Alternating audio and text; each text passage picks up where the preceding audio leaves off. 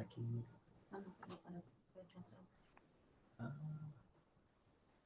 Já teria. A apresentação, listo? Ok. Que pena. All right. As always, technology issues. Well, thank you all for joining us. This is truly a privilege and a pleasure to start the conference, Mapping Absence, Global Explorations of Disappearance in Art, Law, and Social Science, our multidisciplinary symposium that starts today and runs through May 19th in a hybrid format at Stanford University. And this is truly a wonderful way to start.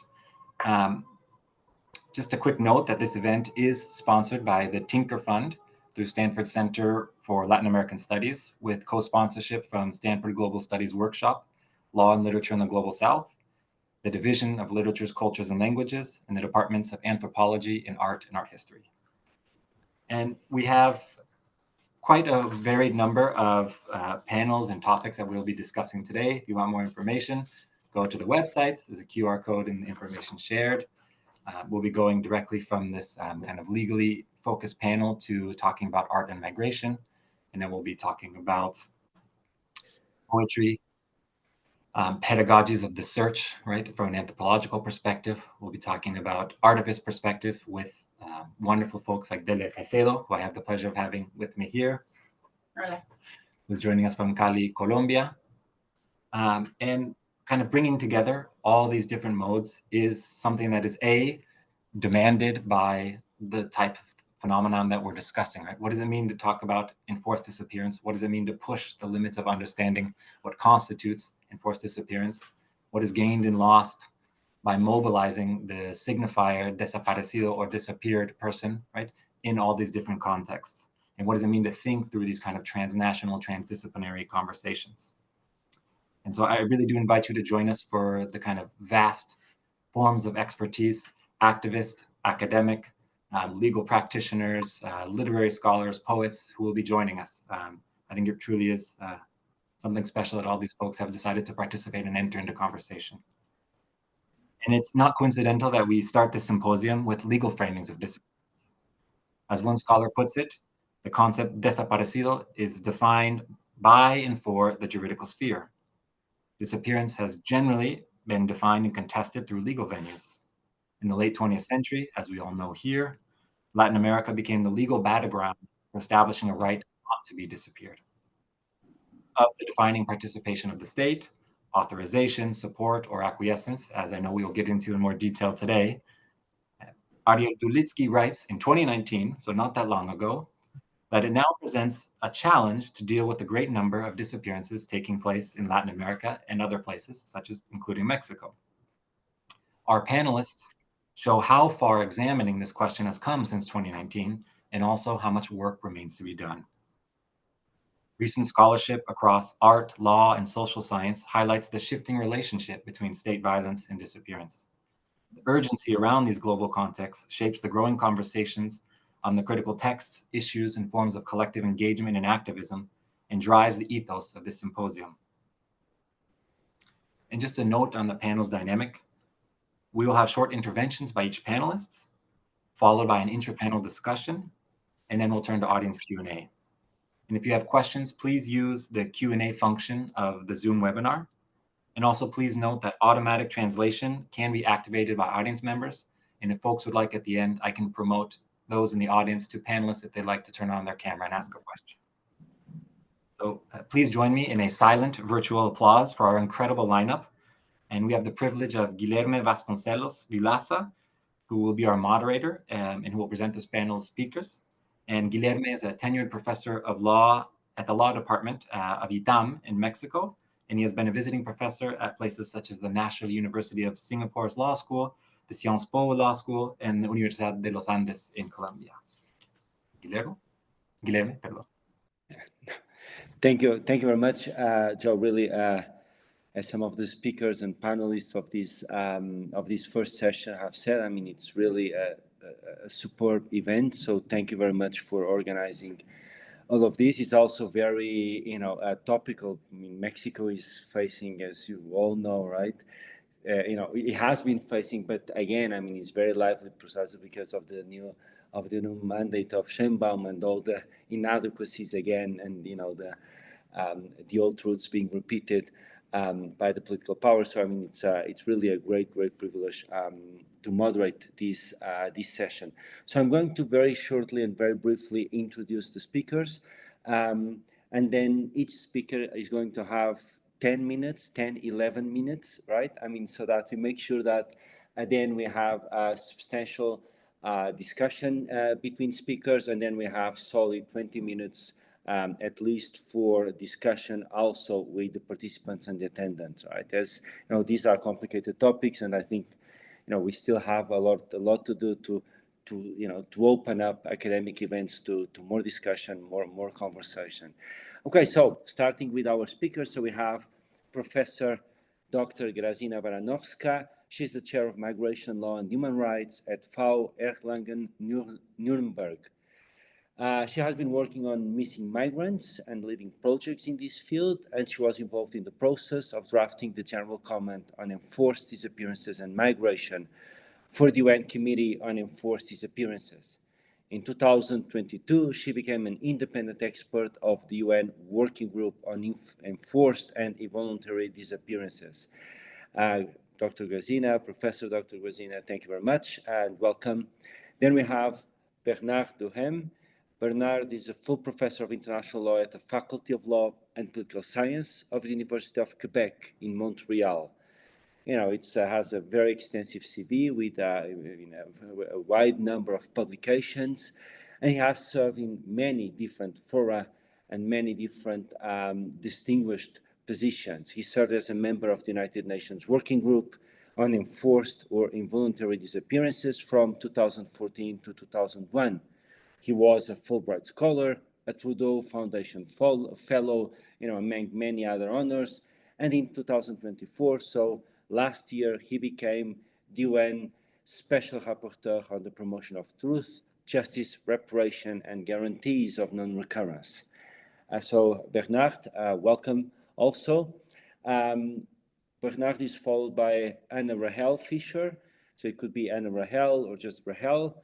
She has been working in the field also of human rights law and has been analyzing transitional justice processes, you know, in different places, from Brazil, you know, at the Center for Justice and International Law, to Chile at the Museo de la Memoria de los Derechos Humanos, as well as in Jerusalem at the Diaconia International Humanitarian Law Center.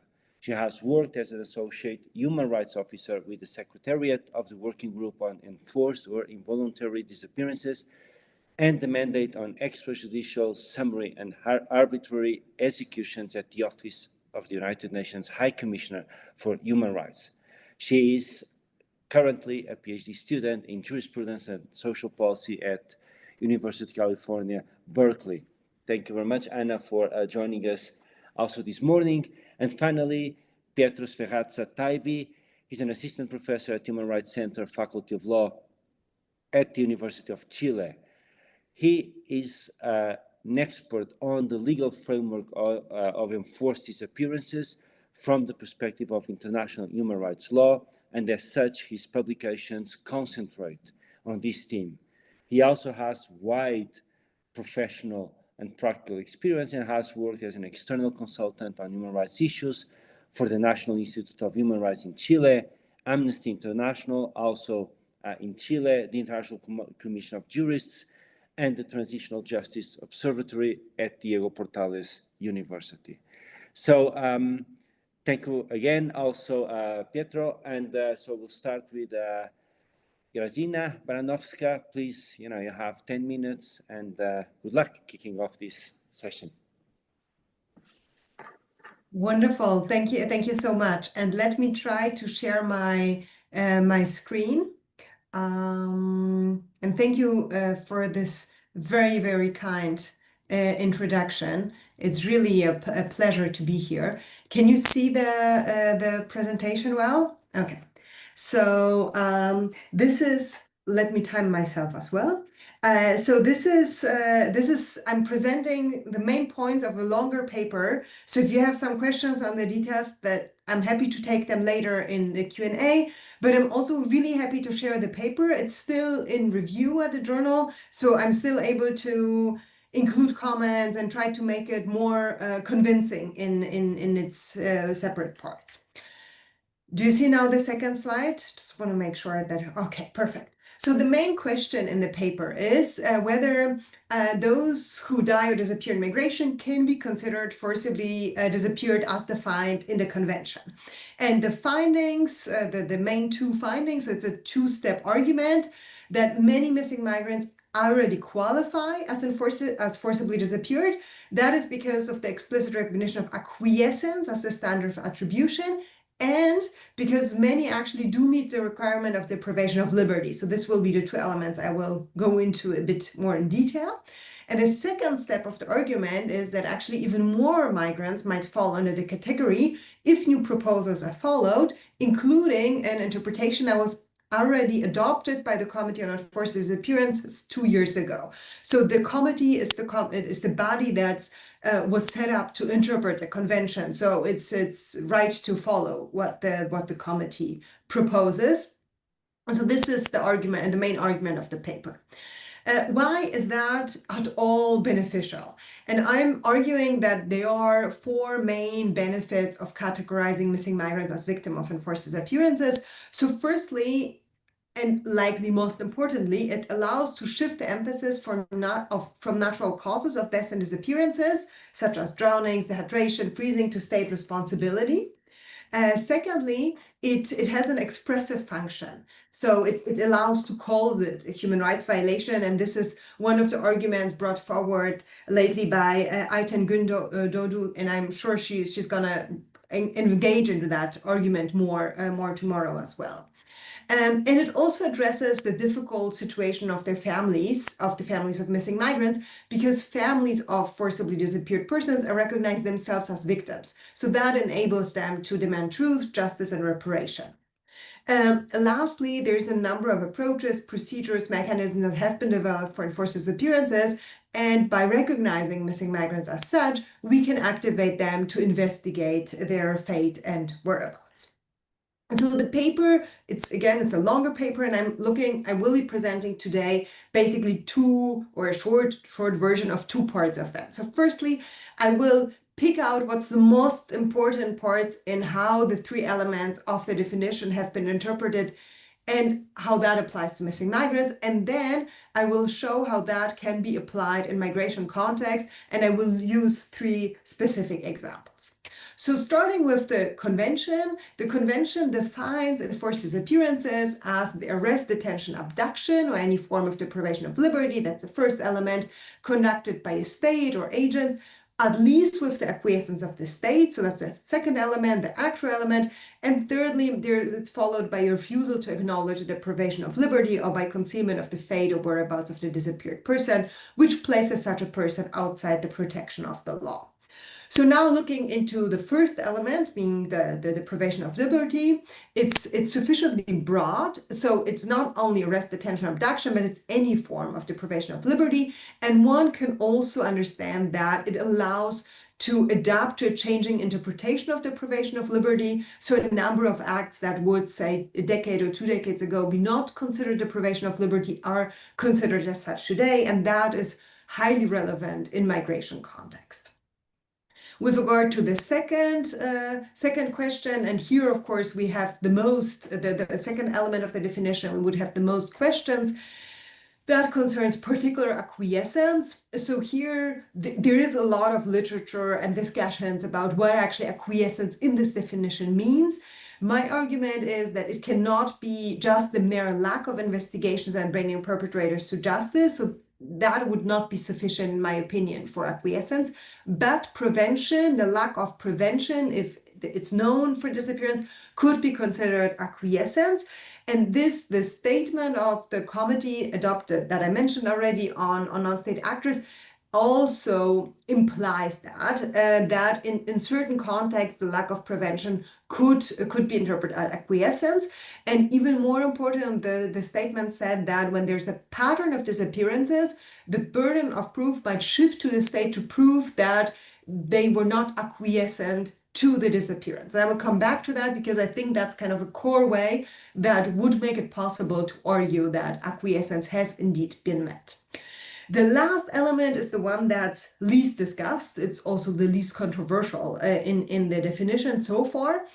It could, however, raise some questions when the responsibility is attributed based on acquiescence. So when we say, well, it's an enforced disappearance because of the acquiescence of the state, and this would be the case in a lot of cases of missing migrants, then some questions might arise that then would need to be addressed in a case-to-case basis. But the very fact that acquiescence is the possibility allows also to apply this element of the definition in such situations. So the three contexts that I wanted to look into are trucks, boats, and woods. So I constituted them on a particular geographical place, but they could take place anywhere. So it's basically when a person disappears while being in a truck, on a boat, or on woods. So they are only there to serve as examples. So starting with a truck on the US-Mexico border. So the deprivation of liberty is, in my opinion, clearly met. So while they might have, usually would have agreed on being deprived of liberty while entering the truck, they lack the capacity to change the arrangement. So there is a form of deprivation of liberty while on the road. The longer, of course, this lasts, the more severe the deprivation is. The fate and whereabout are also concealed, especially when the phones are taken away during the journey. So then the main question is there acquiescence, so the second element of the definition, on either states of the border? So according to how I interpret acquiescence, not taking preventive measures could be a basis for saying there was acquiescence to that. According to the statement of the committee, is if there was a pattern of disappearance, and we could argue that there's a pattern of disappearances on this particular border, obviously, then the committee argues that the burden of proof should shift to the states from the families and from the migrants. There could then be possibly joint responsibility as they are conducting those actions jointly by US and Mexico. Then we're moving to the boat on the Mediterranean Sea, and basically all the initial steps would be the same. So they lack the capacity to change arrangements, fate and whereabout are concealed. The acquiescence has exactly the same questions on preventive measures. Then we have the question on patterns. The possible joint responsibility question is a much bigger one, because we would need to think about which states would be responsible for the preventive measures, because here the responsibility for enforced disappearance would arise if there would be acquiescence because of lack of preventive action. So which state would be responsible to prevent the disappearances in this particular place? And then, of course, a big question on territorial jurisdiction arises, which would not arise, of course, in the border context and US-Mexico. So here I would say that territorial jurisdiction could at least be clearly established in two cases. So firstly, after pushbacks. There, of course, is the problem of states denying that the pushbacks have occurred. But if it is clear that there was a pushback and then the boat has disappeared, then there would really not be the question of territorial jurisdiction. And then secondly, in territorial waters of a state, of course, also jurisdiction arises. So it is, of course, problematic, but it would also be possible to establish jurisdiction on boats on the Mediterranean if we follow all of those steps. And then the third example, woods on the Polish-Belarusian border, which compared to the other two pose a more substantial question, that is on deprivation of liberty. And there has been an argument put forward by Azarova, Danson, and Mann on that when people disappear under exclusive control by a state, then that should be considered a deprivation of liberty. And as examples, some factors, they said, well, it could be when the emergency services are monopolized or when the migrants cannot leave the area without help. And here on this particular border, for several months, there was a state of emergency. No one could enter and provide help, but also migrants could not leave into Poland because there was no one there. But they could also not leave into Belarus because they were pushed back by Belarusian border guards. So both of those factors proposed by the scholars would fit in this particular situation. So I would say it's really an exemplary place to test whether or not this is the way that we would like enforced disappearances to missing migrants to be applied. And my very last slide, I also acknowledge EU funding for the research conducted on that. It was on a Marie Curie project conducted at the Hertie School in Berlin. So sorry for going a bit over time. Thank you. No, thank you very much, Grazyna. I mean, it was exactly 10 minutes, right? So at least in my watch. So thank you so much for this wonderful, straight to the point presentation. I guess we already have some comments to make. So now, Bernard, please. Thank you. Good morning to all. It's a pleasure and an honor to speak with you today. A year ago, I entered my role as Special Rapporteur on the promotion of truth, justice, reparations, and guarantees of non-recurrence, and the opportunity to listen to and participate in discussions like this is an invaluable opportunity as I decide also how to best pursue the aims of this mandate. So I would like to thank my colleagues from the Stanford University for organizing the symposium, which takes a multidisciplinary approach to the issue of disappearances. I apologize for not being able to be there in person. I came to Stanford in 2016 as part of the Human Rights Speaker Series. It was a great pleasure to be there. I would be glad to return. And I also apologize, I will not be able to be part of the entire colloquium because of prior engagements. So I will focus specifically on transdisciplinary approaches and transitional justice, rather than more specifically on enforced disappearances and contexts of migration. For those who are interested, I wrote a piece with Andréane Thibault in the International Review of the Red Cross in 2017 on this topic. And also we did a report on the topic when I was at the working group in 2017. And Anna will present the paper that we signed together last year on this topic, which completes a bit the discussion initiated by Grazyna. I think both texts are very complementary. So before I dive into the topic, I would like to first provide some context about my mandate. It was established by the Council in 2011, the Human Rights Council at the UN. And its core is intended to improve the understanding and practices around transitional justice, which for the purposes of the mandate is the process of addressing serious human rights violations and violations of international humanitarian law committed during periods of armed conflicts or authoritarian regime, and building sustainable peace in their wake. The mandate supports a comprehensive victim-centered approach that is grounded in international law and informed by gender perspectives, transdisciplinary insights, and the voices of historically marginalized groups. My work thrives through constant dialogue and close collaboration with governments, international organizations, national human rights institutions, NGOs, and UN agencies and mechanisms. As I mentioned earlier, understanding disappearances, an issue intrinsically linked to the mandate of transitional justice, requires, in my opinion, a transdisciplinary approach. In fact, one of my forthcoming thematic reports at the Human Rights Council will be devoted entirely to the importance of transdisciplinary approaches in the field. As the UN Secretary General pointed out, the contexts in which serious human rights violations occur are increasingly diverse and complex.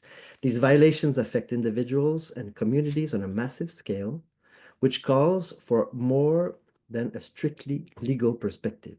We must adopt a comprehensive multidisciplinary approach that draws from a range of fields to effectively address the full scope of transitional justice. Such a transdisciplinary approach, defined as translating academic interdisciplinarity into the development of real-world knowledge and practice to generate societal change, allows practitioners to better fulfill the aspirations of transitional justice, namely placing victims at the center and addressing the structural causes of conflict and authoritarianism. It also helps us identify and mitigate strategies that might undermine these goals. Implementing this approach requires pursuing the full range of judicial and non-judicial measures in transitional justice efforts and the engagement of diverse fields of knowledge beyond law, a discipline that has historically been dominant in shaping transitional justice processes and, in some cases, criticized for its narrow focus. Through the pillars of transitional justice and the contexts in which it is pursued, it is evident that other fields may be useful. For example, social sciences such as anthropology, sociology, psychology, and political science provide essential insights into social healing processes and how to design victim-centered mechanisms. Natural and applied sciences, including medicine, forensic science, and environmental studies, are indispensable for documenting and addressing the physical and psychological impacts of violence. The arts and the humanities, such as history, literature, media studies, and arts in general, help us understand past narratives and engage communities in processes of truth and reconciliation. New technologies, particularly artificial intelligence, are also transforming transitional justice. These technologies, which intersect disciplines such as computer science, engineering, robotics, mathematics, and statistics, also require philosophical and ethical reflection. They are also coupled to other disciplines depending on the specific use of the technology, including those common with transitional justice contexts, such as mapping and forensic science. Transitional justice must also respond to the needs of diverse populations, including women, children, persons with disabilities, and historically marginalized groups. When looking at the kinds of harm caused by the conflict and authoritarian rule, it quickly becomes clear that many different areas of expertise are needed to understand and respond effectively. The UN Special Rapporteur on Health has emphasized that violence leaves lasting physical and psychological impacts. These impacts are not felt the same way by everyone. Women, children, people with disabilities, and non-binary individuals, for example, experience and process these harms differently. That's why transitional justice mechanisms must be tailored to meet diverse needs. This calls for insight not just from medicine and psychology, but also from fields like gender studies, disability studies, and others that examine how identity shapes experience. The same principles applies when addressing large-scale harms like environmental destruction, public health crisis, organized crime, terrorism, and forced migration. Each of these complex challenges require the involvement of specialized expertise.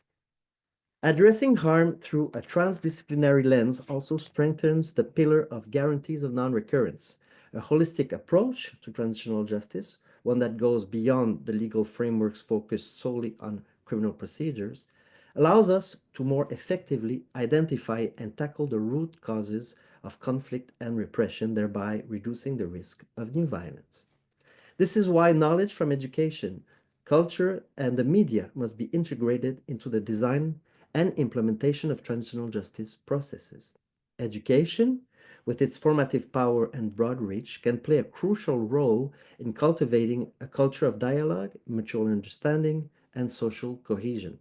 It can improve democratic and pluralistic values, help mediate competing narratives about the past, offer diverse perspectives on victimization and conflict in divided societies, foster critical thinking, and provide tools to analyze history and conflicts from multiple angles. Likewise, cultural and media interventions such as museums, exhibitions, theater productions, TV shows, films, media outlets, and social media can profoundly impact public perception of past violence and current challenges. These interventions must be considered as a priority tools that complement legal and institutional reforms with transitional justice. However, if neglected or misused in the transitional agenda, they can have an adverse effect, promoting hate, division, and even giving rise to new forms of violence. Therefore, I insist that knowledge from education, culture, and media be integral to transitional justice processes, and this area warrants further analysis and study. Other critical contributions to strengthening guarantees of non-recurrence come from the field such as neurology, where advances in understanding social bonding offer valuable tools for improving long-term resilience in post-conflict settings. This illustrates the richness and diversity of disciplines that can significantly enhance transitional justice efforts. Furthermore, transitional justice approaches are crucial because of the multiplicity of actors involved in both the experience and perpetration of abuses. Transitional justice can only truly be victim-centered if we recognize the ways in which different identities influence the violation that took place. This requires specialized knowledge on these identities and a careful analysis of their intersectionality, as offered by critical studies on race, ethnicity, gender, sexuality, indigenous peoples, and more. A transdisciplinary perspective also enables us to address the complexity between categories like victims and perpetrators, such as in the case of child soldiers.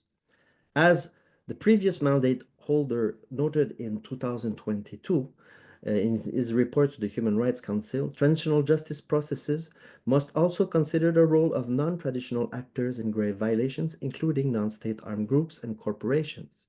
Understanding these actors requires drawing on additional disciplines, such as business studies and counterterrorism approaches that respect human rights law. In light of these considerations, it is impossible to effectively engage in transitional justice without implementing a transdisciplinary approach. I'm committed to reviewing the existing specialized literature in these fields and engaging with UN bodies, regional experts, governments, civil society, academia, to explore how we can integrate this knowledge into practice. Our goal is to build a truly transdisciplinary approach that not only enriches transitional justice, but also strengthens its capacity to prevent future atrocities.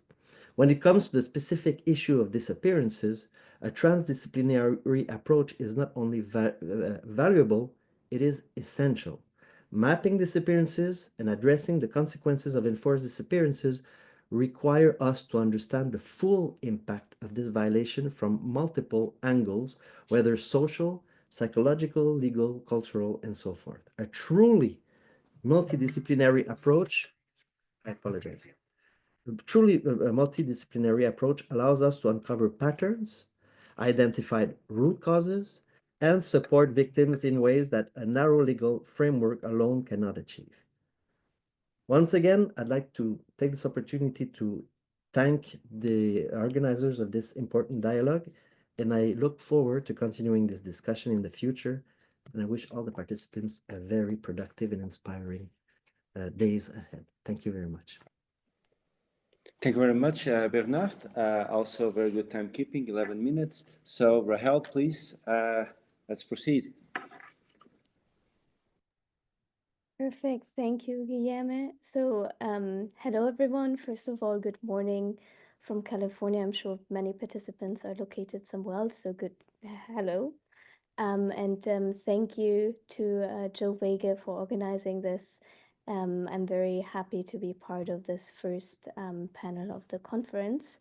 So I will present the research undergirding a journal article that has already been published in 2023, which Bernard and I co-authored on specific types of risk awareness assessments in relation to acquiescence and due diligence obligations in the context of enforced disappearance. And that's very much what a continuation of what Grazyna was also presenting. I think it fits very well together. So from what it really arose was from the question of how to classify the increasingly frequent cases of disappearances of persons on the move, so in the context of migration worldwide in light of systematic impunity, and also in situation where the state had knowledge or should have had knowledge of a serious risk of such disappearance, but failed to act to prevent it, or so to say, turned a blind eye to these situations. And so many cases were reported worldwide, many cases of disappearances that were either committed by non-state actors or were considered migrants that would just go missing in dangerous geographical zones. I'm sure whenever we are opening the newspaper or reading reports, we see a lot of these cases termed missing migrants in relation to disappearances in the ocean, in the desert, etc. And the alleged lack of state involvement was really why they are not considered to be enforced disappearances. So I recently compiled information for a report where we really saw a lot of submissions that were framed as missing migrants, but actually a lot of them had specific elements of that could consider them enforced disappearances. And so the framing or categorization under missing migrants then often obscures the role of state violence in this context. And so the research therefore really deals with both the practical questions of legal classification, namely what can be considered acquiescence in the context of enforced disappearance, and it also deals with the frames of perception that animate, maintain, or exclude certain of these legal classifications, namely, and this is a broader question that the article does not look into so much, but what type of violence, what forms of omission and erasure can actually be legally registered. And so the central point of the research is really that we consider the high number of migrant disappearances worldwide as an indicator of the increased foreseeability of risk when migrants cross borders. And we argue that in contexts of systematic impunity and in situations where the state had knowledge or should have had knowledge of a serious risk of migrants disappearing, including, for instance, when migrants are deliberately placed in or redirected to dangerous routes and territories by migration policies. So again, for example, disappearances in the desert, in the ocean, or in the mountains, followed by omissions to prevent such disappearances from taking place, these could then really be considered as having occurred with the acquiescence of the state. And this is important because state involvement is one of the elements of the definition of enforced disappearances, as Grazyna already showed you and on her PowerPoint presentation. And if that can be proven, these could be considered enforced disappearances under international human rights law if and only if all further elements of the definition of enforced disappearance are satisfied. And in this article, in our research that really started already in the 2015 and further, we really only looked at acquiescence. We have some reflections on deprivation of liberty, but we are really considering that specific element of the definition of enforced disappearance.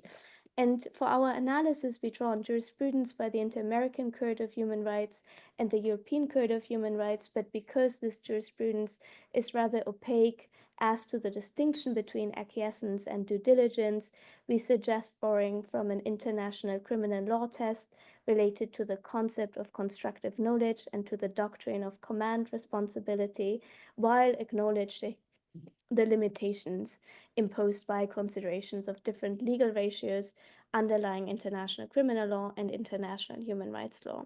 So why is this actually really important? And that goes very much along the same points that Grazyna already made. The classification of these missing migrants as victims of enforced disappearance activates the purview of an added protected framework set forth in international standards for the protection against enforced disappearances, including the provisions outlined in the International Convention for the Protection of All Persons from Enforced Disappearance. Particularly Article 24, which, as many of you know, deals with the status of the victim and the right to know the truth and to reparation. It also reflects a victim-centered approach, and I can come back to this in the Q&A. So just to start with the legal classification, as already mentioned, the research proceeds from the definition of enforced disappearance in Article 2 of the International Convention. Just to recall what was already said, the definition requires three constitutive elements. The first one is the deprivation of liberty of a person against their will.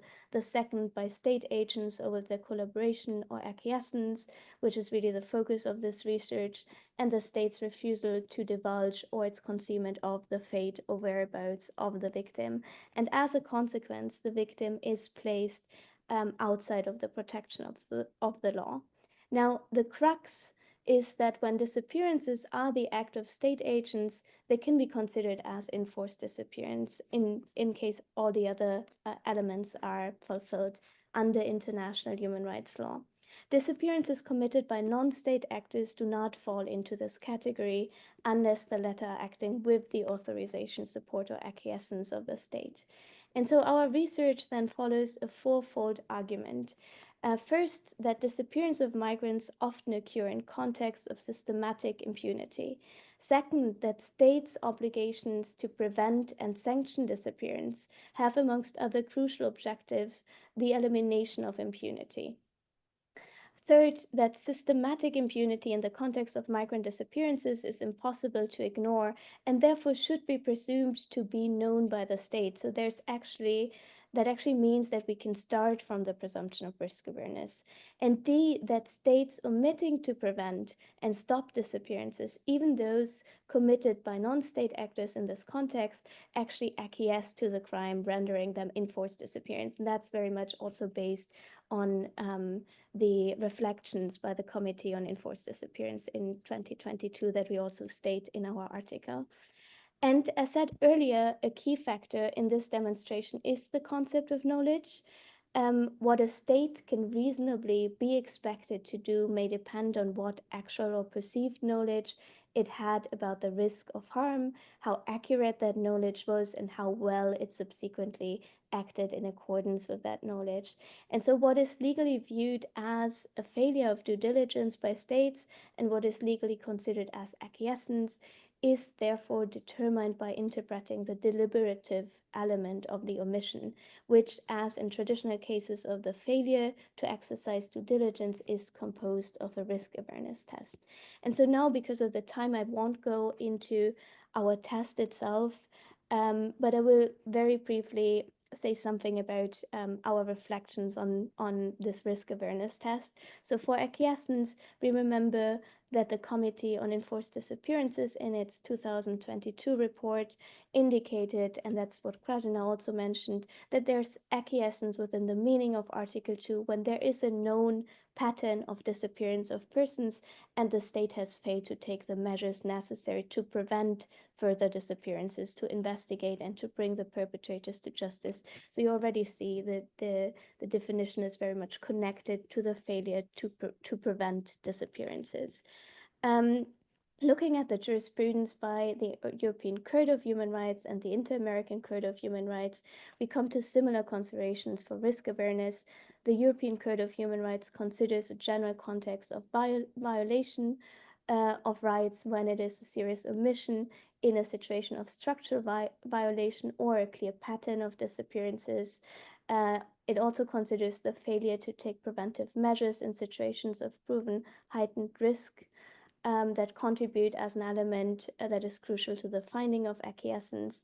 The Inter-American Court also considers accumulated omissions, namely the repeated failure to protect a vulnerable population, systematic tolerance, and the individual position of the victim as belonging to a group that has been reportedly targeted by non-state actors constitutes a factor that figures into the attribution of state responsibility through acquiescence. And regarding due diligence, the European Court considered, and also the Inter-American Court, the general context of violence, including life-threatening circumstances, the positionality of the victim and the specific vulnerability that derived from it.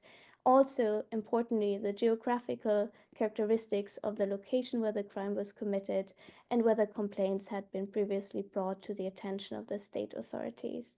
And the Inter-American Court in this context also considered the specific vulnerability of victims, including regarding intersectional discrimination and structural marginalization of victims. The fact that previous legislation and prevention measures have been ineffective, and also the failure to resolve a known situation of risk were decisive in determining whether the state had reason to know. Now, because of the time, as a concluding remark, the primary purpose of this exercise is that in a world where liberal legal regimes fall back to understandings of migration as what threatens an allegedly self-contained functioning and homogeneous society, as a pretext to produce ever more lethal border regimes. And I'm sure we all have seen this very recently regarding migration policies around the world.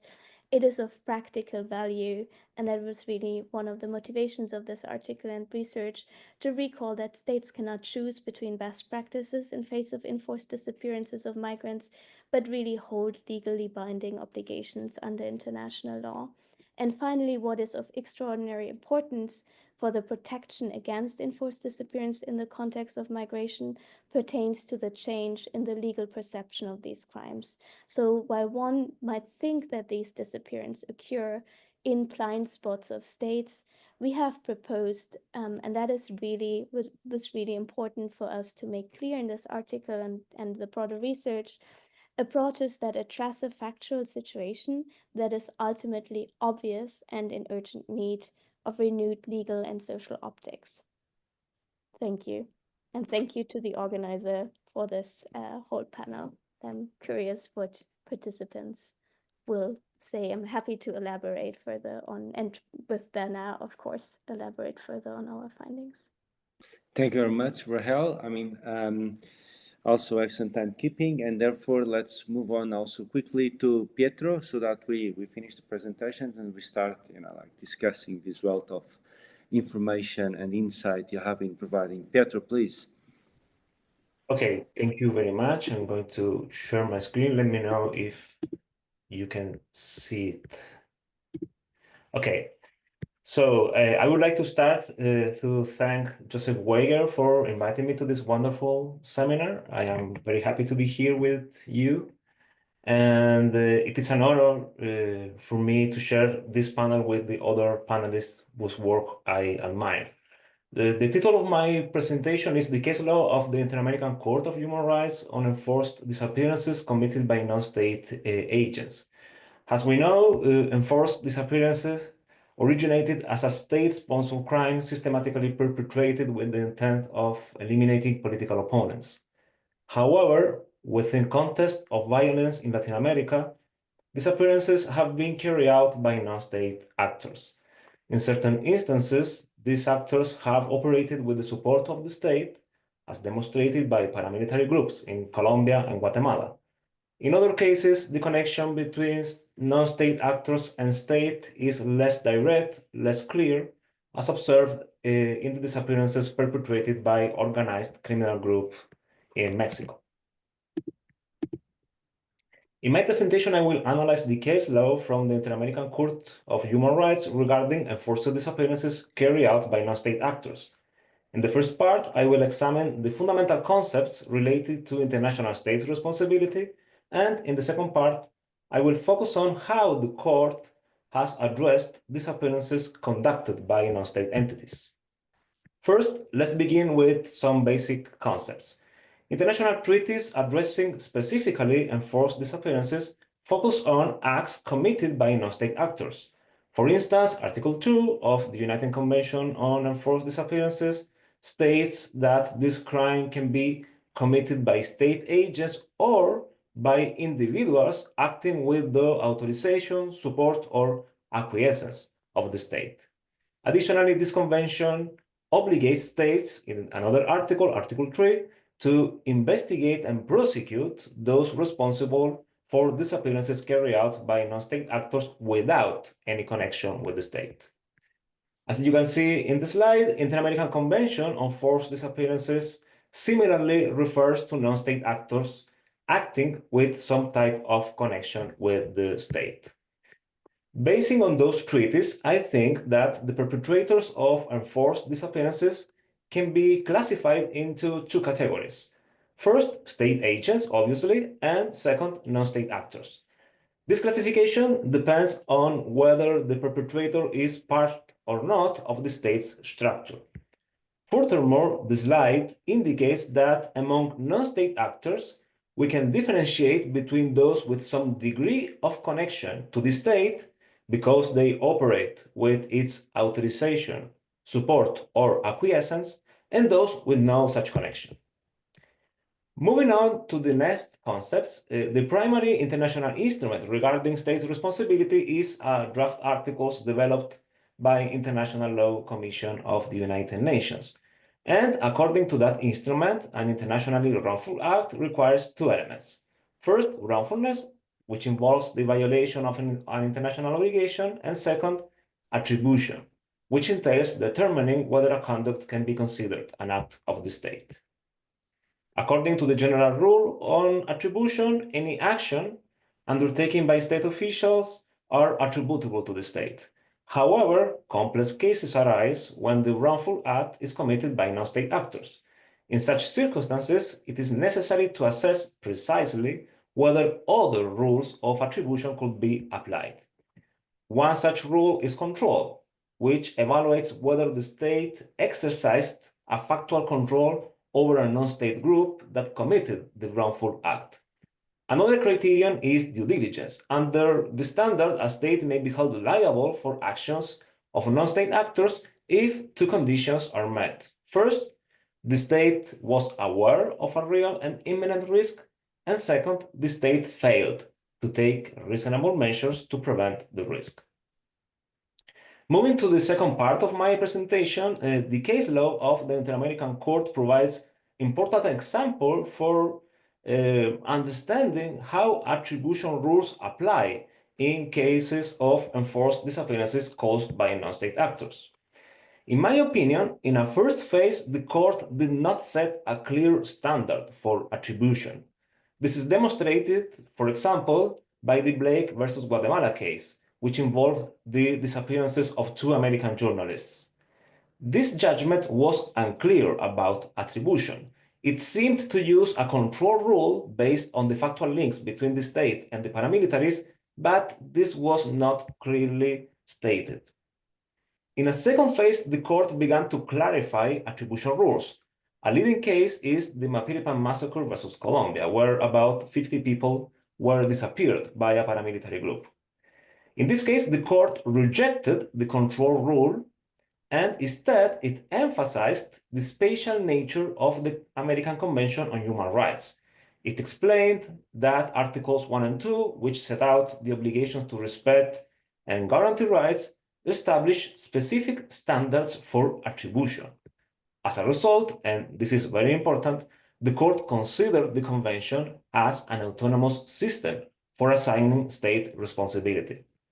This ruling clarified that, in this case, was no evidence the state directly carried out the massacre. However, the court said that both the actions of the state and paramilitary members were attributable to Colombia because they occurred in areas under state control. This is similar to Pueblo Bello massacre versus Colombia case, where 43 victims were disappeared by a paramilitary group. The court reaffirmed in this case the convention's special character. Also, it found that the state was aware of the risk because of the ongoing pattern of paramilitaries' violations in the area. Despite this, the state failed to take measures that could have prevented the massacre, and in my view, this approach is based on a concept of due diligence. Let's look at a third group of cases. The court has found violations of Article 1 of the Inter-American Convention on Forced Disappearance, which obligates states not to practice, permit, or tolerate enforced disappearances. A significant case is Vereda La Esperanza versus Colombia concerning the disappearances of 12 persons. The court found compelling evidence linking the paramilitary group and the state armed forces. Nevertheless, in this case, the court introduced a new standard called collaboration and acquiescence, different of due diligence. So I believe that in this case, the court aimed to distinguish between due diligence and acquiescence.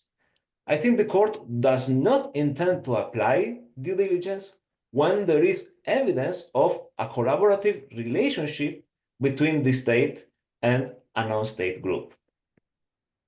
A final group of rulings deals with cases of women's disappearances by non-state actors, committed with no direct connection to the state. In these cases, the court applied the Belém do Pará Convention, which requires the state to exercise due diligence to prevent, investigate, and punish violence against women. To apply this standard, the court divided the timeline into two periods: before the disappearances was reported to the authorities and after. It looks at whether a pattern of violence existed that could include the specific case. When such a pattern is confirmed, and once a disappearance is reported to the national authorities, the state has a duty to take reasonable measures to find the victims alive. Let me illustrate this by the Cottonfield versus Mexico case, which involved the disappearance and murder of 3 women in Ciudad Juárez. The court found evidence of a pattern of violence against women in the city, involving abduction, torture, sexual violence, and murder. However, it concluded that this context of violence alone did not automatically mean that the state was aware of the specific risks to those victims. Therefore, the duty to take protective measures only arose once the case was reported to the national authorities by the family members of the victims disappeared. For that reason, the state was held responsible for failing to take diligent measures. In conclusion, I believe there is still a lack of clarity about the attribution rules in cases of enforced disappearances by non-state actors, and I believe that the court seems to apply acquiescence mainly when there is a collaboration between the state and non-state groups. On the other hand, the due diligence rule is used when no such collaboration exists, but there is a context of violence and the state, being aware of the risk, fails to act. And finally, the court has not yet established standards for cases of disappearances committed by organized criminal groups, and I think that developing those standards remains a gap in the jurisprudence. Thank you very much for your attention.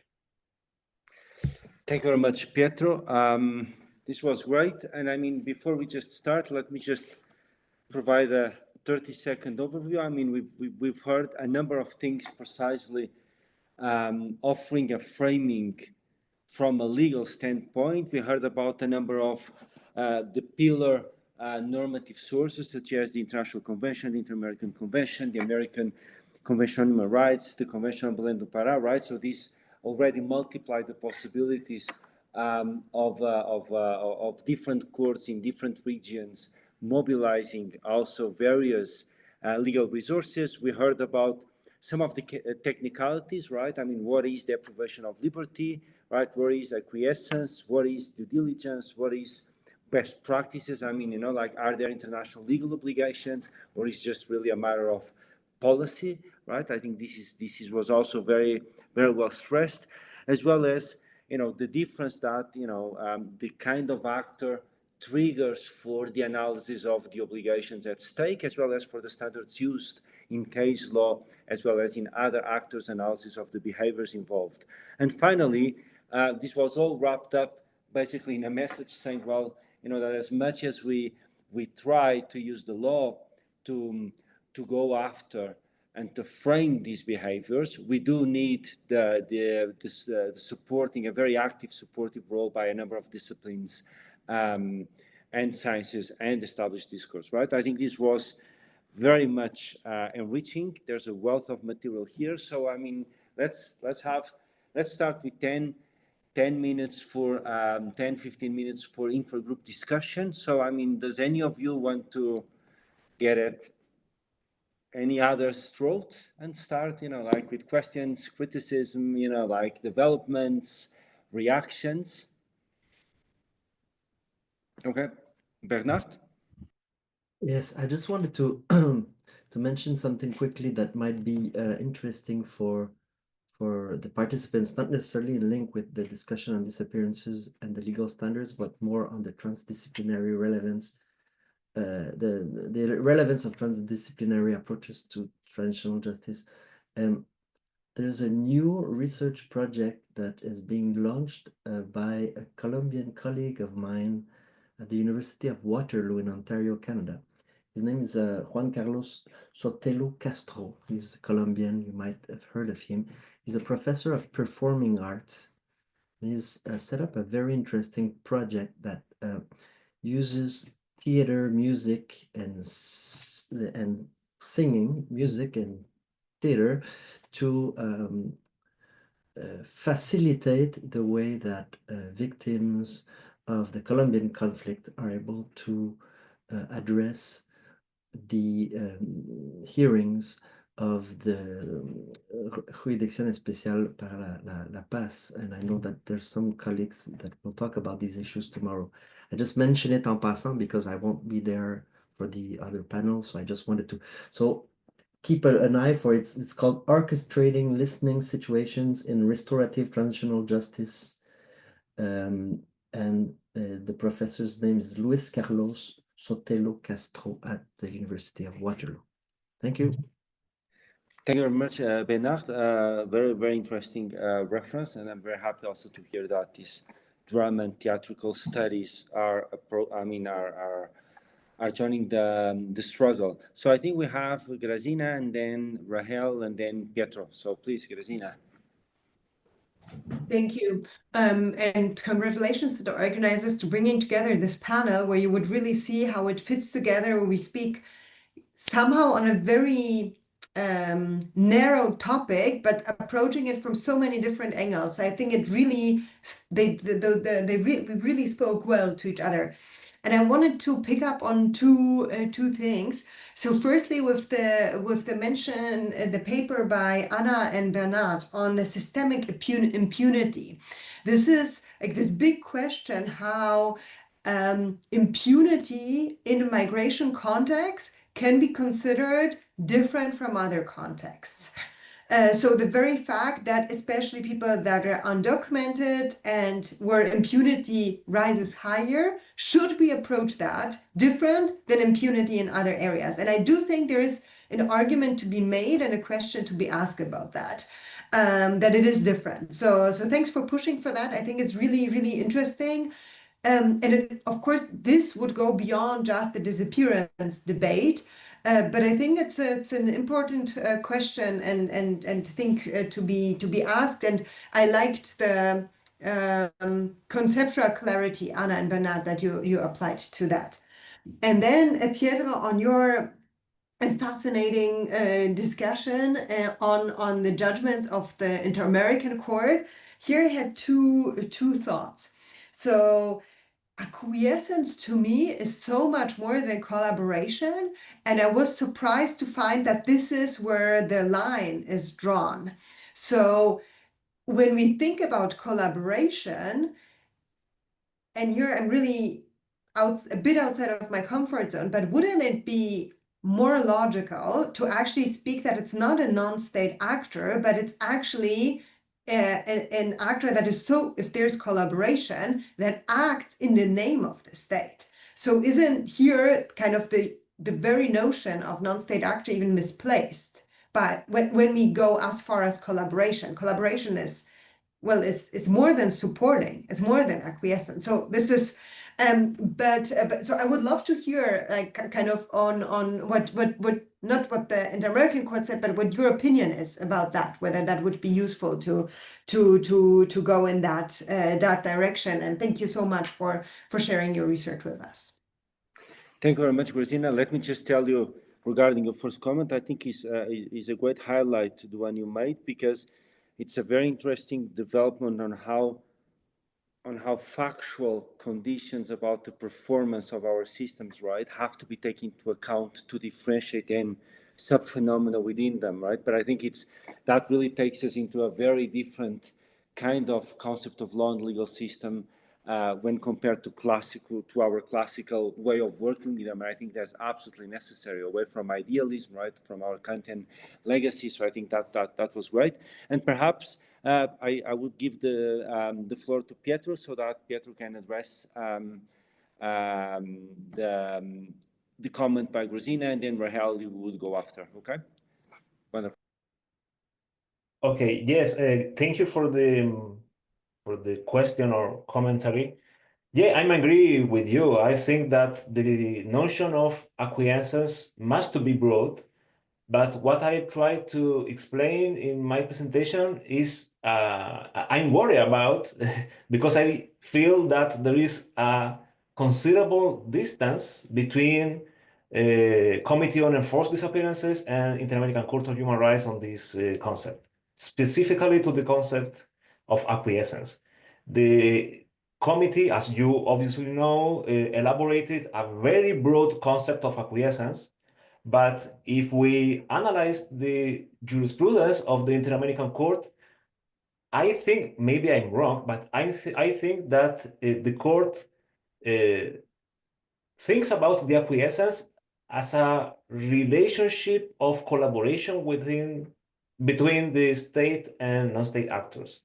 And this is, for me, I'm worried about that because it's a little strange that in such an important topic, there is different interpretations between such important organs, bodies, and courts.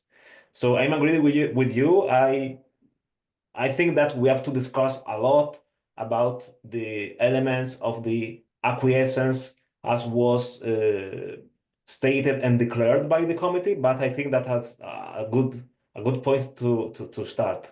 But I'm a little worried about the jurisprudence of the Inter-American Court. Thank you very much. Grazyna, do you want to very quickly reply to this one, or are you happy with this? No, that was excellent. Thank you, Pietro. Okay, no worries.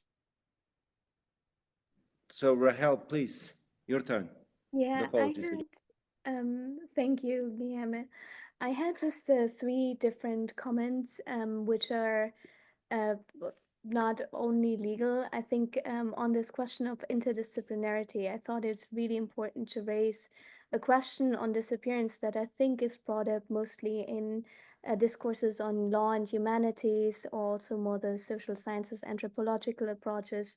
To what extent our legal regimes in place can actually register a specific type of injury and violence, such as disappearances, and to what extent there are really limits set by the law in the way these legal categories are working, and what kind of parts of these injuries that are produced by disappearances, including enforced disappearances, are omitted, and which in itself, if we think of the right to truth, is a type of violence. And so I think, especially looking at art, so that's very much drawing on what Bernard was saying in the beginning, looking at art, looking at anthropology, ethnographies can really help us, I think, to extend much more broadly our understanding of what kind of violence we are dealing with and what actually cannot be registered by the law.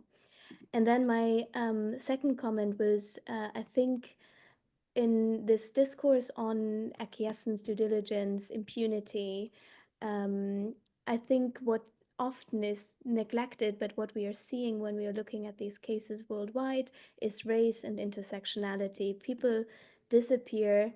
They're usually not the white Norwegian guy that just disappears in the Mediterranean, but it's really there's a colonial or neo-colonial context to this, and I think it's very much important to take in consideration disappearances also of migrants as racialized violence that we are seeing today.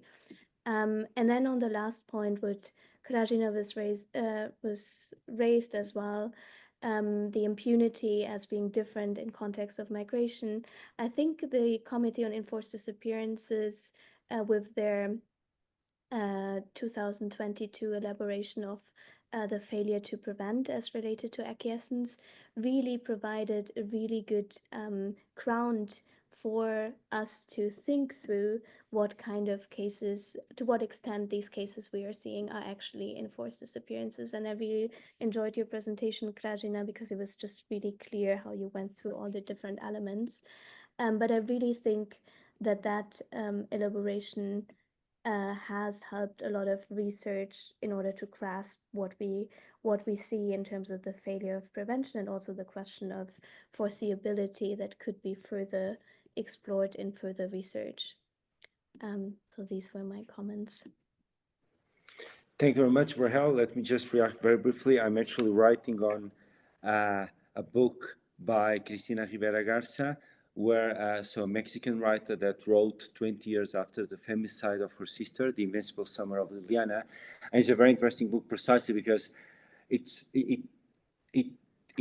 shows how the archive of the law and how the archive of, of the personal archive actually get entangled, and, what kind of hopes can we deposit in law's archive, and, depending on the kind of system, but also generally speaking, what is law for in this process, and, from the point of view of a family member, relative that struggled with the absence of language and so on, right? So I think that's it. I mean, so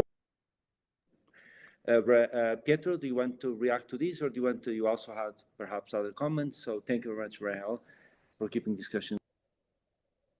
Yeah, I want to make some questions. I don't have commentaries, but maybe some questions.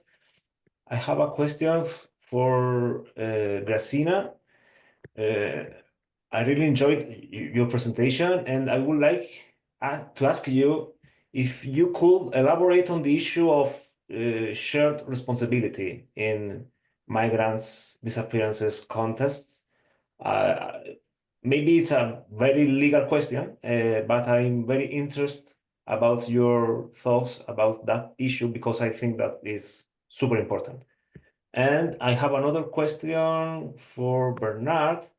I totally agree with you with the transdisciplinary approach and transitional justice.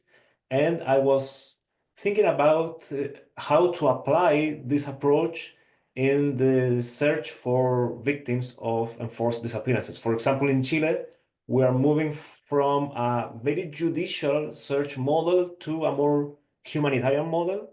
And I think that we have a lot of difficulties to applying different disciplines to improve the effectiveness of the search. What are your opinion related to that problem? Thank you. Thank you all. Thank you very much, Pietro. So I think I'll give the floor first to Grazyna and then to Bernard, also because Bernard has some comments. And I also jumped, and with that, I mean, when I was listening to Bernard, I had the same doubt about, what are the limits, right? I mean, how do we actually operationalize all this transdisciplinarity? But first, Grazyna, if you would be so kind as to address Pietro's question. Yeah, thank you, Pietro. Yeah, that's the big question, right? When we talk about migrants, it would be not always, but because that's also the truth, it's not always more than one country, but very often.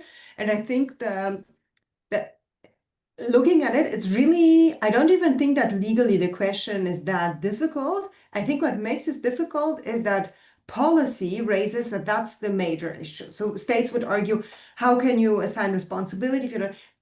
Looking at case, I really don't think it's legally that complicated, to be honest. So when I looked at individual cases, so shared responsibility arises basically when there is more than one state that jointly contributed to a harmful outcome. So it had to be just the joint contribution and the outcome is harmful. So if there was an enforced disappearance and any state contributed to the disappearance, it's shared responsibility.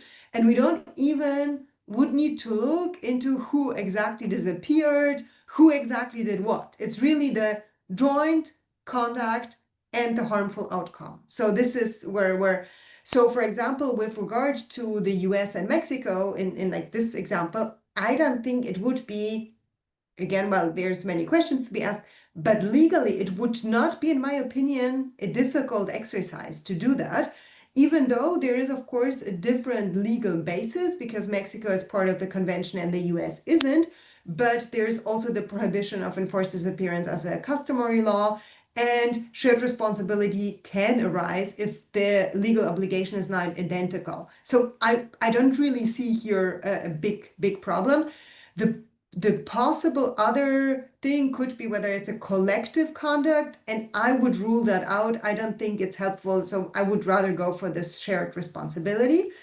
It would be in the three examples that I posed, because states are so eager to cooperate in migration issues, usually I would say it's extremely easy to point that it's shared, that there was some form of cooperation. Out of the three examples, the one example where I would say it actually does not apply is the Polish-Belarusian example, where it's very clear that the states do not cooperate.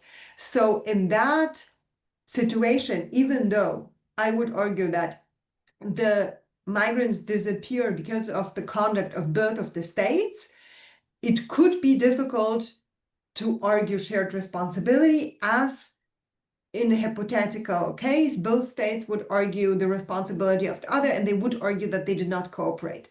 Non-cooperation does not rule it out, but it makes it much more difficult. So here is the only case where I might have some doubts. But overall, I don't like looking at the legal facts. I really think it's more of a policy problem based than an actual problem in responsibility attributing. Thank you very much, Grazyna. And before I give the floor to Bernard, just telling our attendees, right, the question and answers box is pretty lonely. So, I mean, just please contribute something. I mean, like, I think it would be also wonderful if we enlarge the discussion. But before that, Bernard.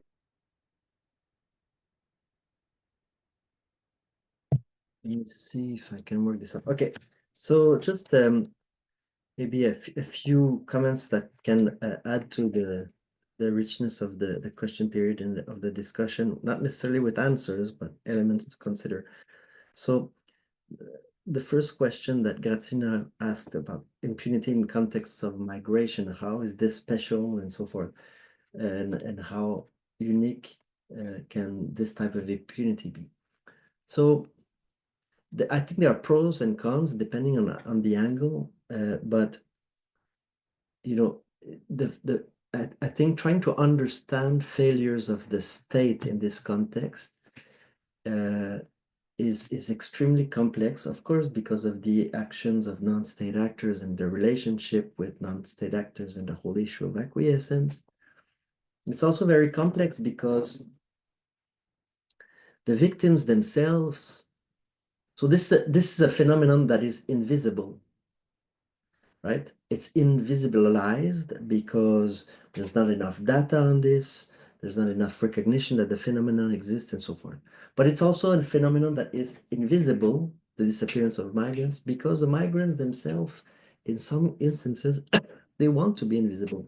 They want to use ways to travel that are, you know, away from the public eye. So that creates an additional obstacle because the victim is itself taking some form of measures that render their position, their physical position, sometimes difficult to locate.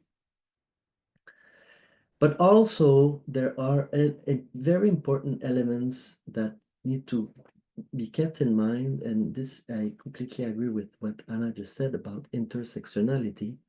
You know, I think we need to really take into consideration the migratory status and the particular, of course, the irregular migratory status of individuals and the way this intersects with gender and the role of migrant, the specific aspects of violence against migrant women, of indigenous migrants, Afro-descendant migrants, and so forth, and the way that they experience the violations differently, the way that this creates obstacles for the documentation of their disappearance and so forth. So I think you're right to say that there's a specific context to the impunity, and it's not obvious that there's a clear way to address this. I think one of the purpose for the article that Anna and I wrote in 2024, when Anna was a researcher at UQAM, I have to mention this because we welcomed her for a semester to do this at the university. Was the 2017 report that the working group did. There was this very, a bit difficult to spot paragraph. I think it's 42, if I'm not mistaken, where the working group said in certain instances where there would be systematic impunity, this could be considered as acquiescence. And so this systematic impunity, how this can it constitute a factor of, to constitute the element of acquiescence. So that's a bit where the idea came from, to kind of develop this into some form of usable test. Now, I'm not sure if I'm going to be able to do this. I think I can. Can you see this? Sure. Okay, so we tried to come up with the test for acquiescence on the type of, depending on the type of relationship and on the type of violence that existed, not necessarily as a clear, step 1, step 2 type of test, but more types of factors that decision makers should take into consideration while looking at those instances. And the same way, the risk awareness test lists different forms of elements that decision makers, including judicial decision makers, should take into consideration in assessing these factual contexts. And of course, the time of the disappearance and the time of the acquiescence is relevant. So this qualifies a little bit the first part of the test, prior to the disappearance. How has the context been understood by and taken into consideration by the state? And then the position of the victim and its specific vulnerability in this context. I mentioned this because we used in a case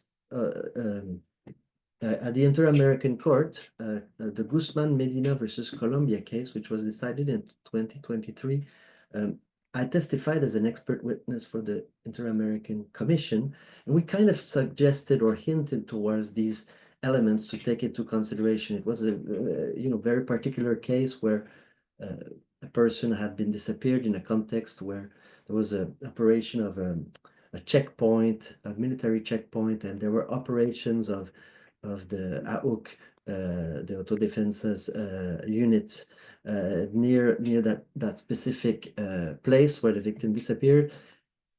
And we tried to convince the court to take into consideration these different factors to try to construct the knowledge of the risk by the state, and then to conclude objectively the fact that the state had acquiesced to that situation. The court didn't go that far because the state had recognized responsibility and so forth. I think it kind of tried to dodge the issue, maybe, I don't know.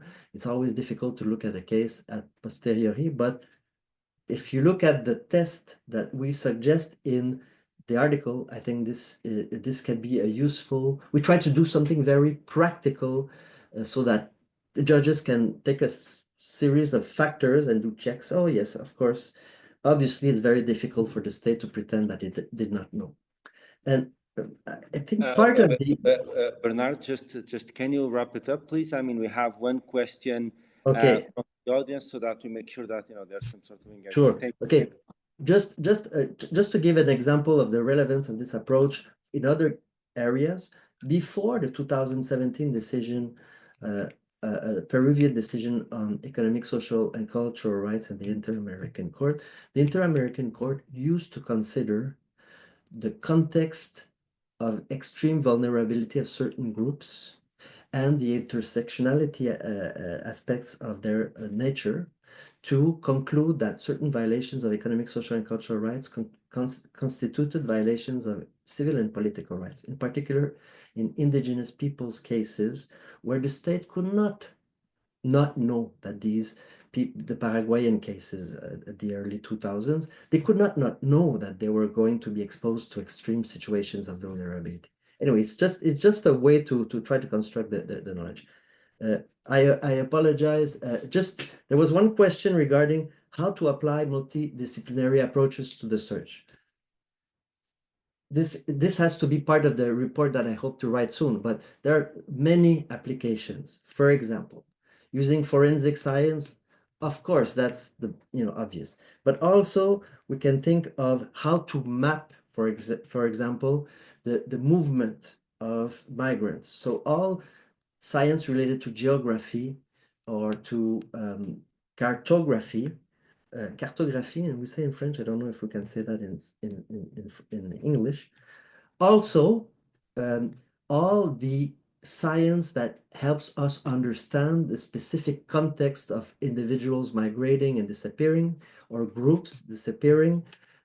So this involves anthropology, sociology, and so forth. And the last example would be the way to listen to victims and their relatives to try to gain evidence and information. This can involve a whole series of different social science or arts disciplines to make sure that we listen in a correct way in function of the characteristics of the relatives, to make sure that they can provide this information useful for the search. These are just examples, but that's the whole point of the report that I hope to write someday. And remember, when we do write these reports, we do call for inputs, and we ask experts like all of you to send us ideas. So I hope you will participate in that call for input when we do it. Thank you. Thank you very much, Bernard. Grazyna, do you want to address the question that is asked?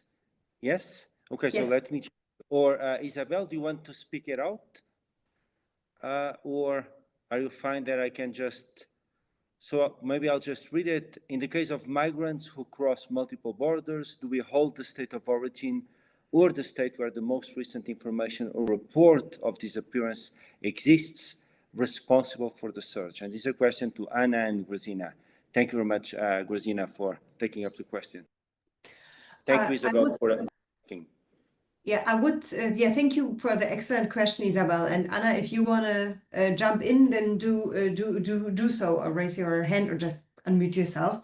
So I would try to keep that short, but a couple of comments. So firstly, we mostly actually in this panel spoke about responsibility for enforced disappearances and not the responsibility for the search.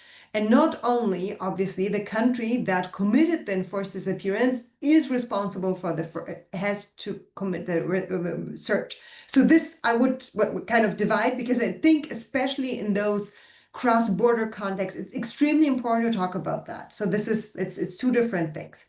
And then the responsibility to search is actually granted in a number of articles of the convention that are not necessarily connected to the states to the state that has committed it. Of course, the state committing the enforced disappearance bears the most responsibility also for conducting the search.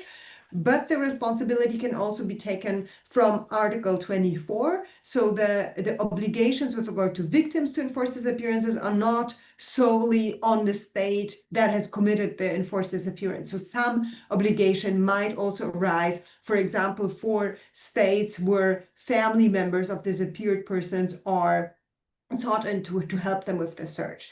And then there are also obligations to cooperate, to provide each other all the mutual assistance, so Article 14 and 15.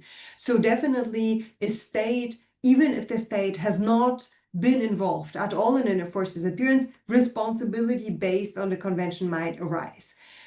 If the state was indeed involved in enforced disappearance, it's even more clear, so there's no doubt about the investigation and so on. But I think what I would really highlight here is that not only the committing state would be responsible for the search. So in that case, if the family members, if there are some information that need to be transmitted to another states, then the responsibility arises based on 14 and 15. Anna, I see you nodding, but if you want to add something, then do jump in. I can. So I don't have so much to add because this was already, I think, the gist of the reply. I just wanted to say there's a forthcoming report by the rapporteur, the special rapporteur on human rights of migrants, that actually looks at co-responsibility in cases of disappearances and also enforced disappearances. There's obvious, we heard about the different classification, but it's very important to really highlight that there's a co-responsibility, like the country of origin has a responsibility, depending obviously on the case, but also the family members of the disappeared should always be able to complain to file a complaint regarding the disappearance, and that's part of the there should also be ex officio investigation. That's part of the obligation of the state to investigate as well, and that applies to to state of origin, transit, and destination, depending on the case. Thank you, Bernard. Do you want to add something? Yes, no, it's just this is a platform for advertisement, so I'm going to advertise something else. There's another report that I hope to write this time for the Human Rights Council as well, and that is the issue of transnational transitional justice. So if disappearances are part of transitional justice, I want to write a report on exactly what we're talking about. So what do many states have to do to address these form of abuses in contexts where the violation takes place over different countries or is planned in many countries? So in the report, the 2017 report of the working group that we did, for example, we addressed the Opération Condor from this perspective. So essentially, there were refugees who left their country because they were oppressed, and then there was a concerted effort to locate them, capture them, torture them, and execute them there, or disappear them, bring them back, and do the same type of abuse there. Interestingly, the Mercosur now has initiatives to strengthen the collaboration into criminal and search operations in these contexts, kind of to make up for this conspiracy to disappear migrants at that time. So coming report and coming call for inputs, and I hope you'll be there. Thank you. Thank you very much, Bernard. Isabel, I'm very happy that our speakers answered properly to the question. I mean, Joe, do we still have time? We're 3 minutes past our scheduled time, but we also started 3 minutes later. So, I mean, but if you want to have some final words, or if you want, you know, to step in with a last question, or if the audience wants to speak, I mean, if you want, I don't know, I mean, floor is yours now.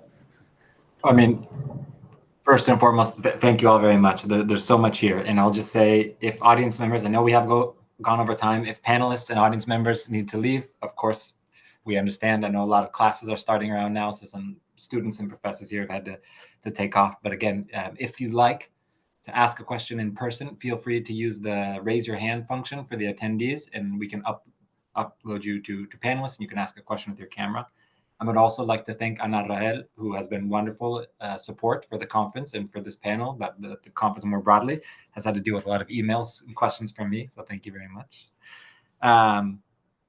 And just, you know, thinking on the literary, right? I think Bernard, I think now what the thing needed to do is to write a report of reports, a report with all the reports that should be and could be and will be written. But, you know, I do want to raise, you know, to kind of a productive tension, I think, in something we saw across the panelists, which is Grazyna started with legal expressiveness, right?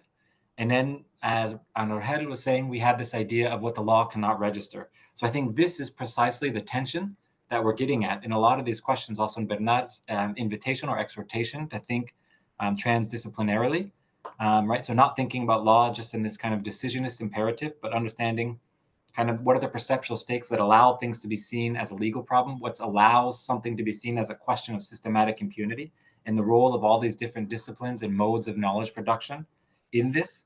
And I think the invitation to think through the purloined letter, you know, in the title of your article is a very interesting one, because obviously there's the Poe story, but in the kind of Lacanian psychoanalytic reading, there's this idea that the letter always arrives at its destination, right? And I think this really gets at the heart of this kind of racialized, gendered, intersectional violence that we see oftentimes with migrants, but in many other contexts that kind of overlaps with disappearance, enforced disappearance. So is this a failure of the state, or kind of this kind of unconscious design for the letter to always arrive at its destination of carrying out violence on these marginalized groups?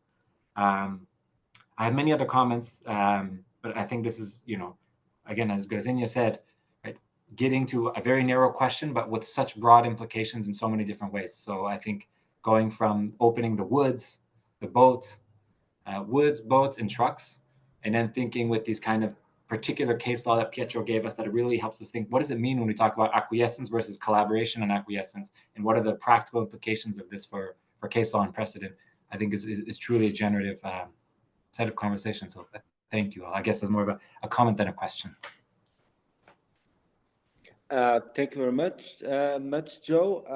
Do we have anyone else scheduled to speak? Anyone that would like to have the last word? Maybe one of our panelists? Is there some nagging concern, something that really have to, like to take out from your chests and add to the discussion?